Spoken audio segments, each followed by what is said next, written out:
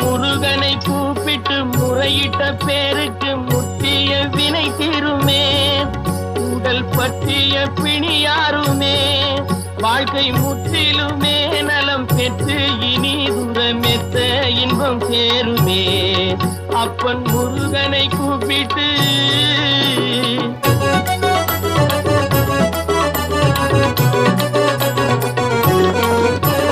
குமரனை கும்பிட்டு கொண்டாடுவோருக்கு குமரனை கும்பிட்டு கொண்டாடுவோருக்கு குறைகள் யாவும் போகுமே.